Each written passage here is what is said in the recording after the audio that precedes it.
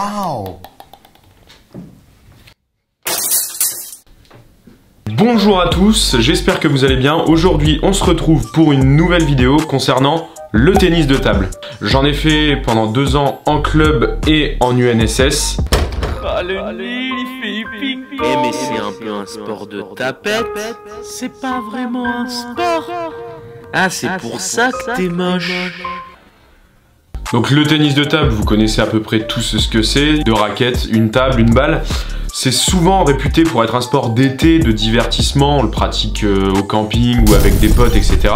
Mais c'est aussi, rappelons-le, une discipline olympique. Et c'est souvent réputé comme un sport dit pas physique. Et je vais aujourd'hui essayer de vous prouver que ce sport est plus physique que vous ne le croyez. Mais avant toute chose, voici un peu d'histoire. Le tennis de table trouve ses origines dans l'Angleterre de la fin du 19e siècle. L'histoire la plus répandue sur la création de ce sport est qu'au cours d'un dîner, des notables de la société victorienne discutant de tennis ont voulu montrer quelques schémas de jeu sur une table. Le tennis de table est un sport de raquette opposant 2 ou 4 joueurs autour d'une table. C'est une activité de loisir mais également un sport olympique depuis 1988. Je vais vous parler des muscles. Quand on pratique le tennis de table, on parle de renforcement musculaire général. Tout simplement parce qu'on sollicite beaucoup de muscles comme ceux du bras, des jambes ou même des abdos. Donc dans un premier temps, on sollicite le bras, tout simplement parce que c'est la partie principale du corps avec laquelle on joue. Ensuite viennent les jambes, tout simplement car on les sollicite autour de la table quand on se déplace. L'ouragan. Et enfin, les abdos. Les abdos, me direz-vous. Oui, tout simplement parce qu'en fait, lorsqu'on joue au tennis de table, les mouvements pratiqués par le tronc vont exercer une pression sur les abdos qui vont faire travailler ceci, tout simplement. Ouais, enfin, je suis désolé, mais si je veux travailler mes muscles, autant de faire de la musculation, quoi, tu vois. Connard.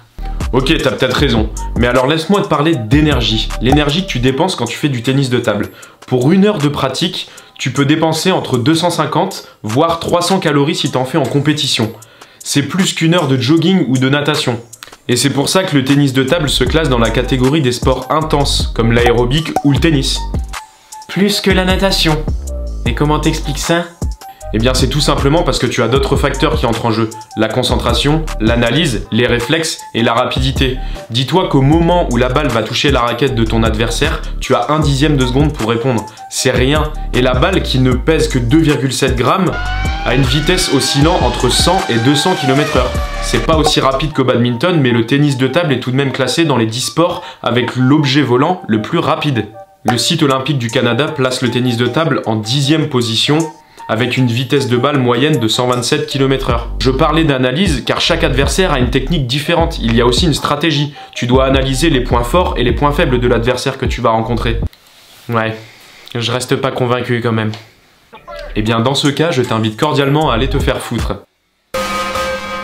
Non, plus sérieusement, je vais vous laisser avec ces images assez impressionnantes de ce sport que j'apprécie particulièrement. On se retrouve la semaine prochaine pour une nouvelle vidéo, sportivement. Ciao.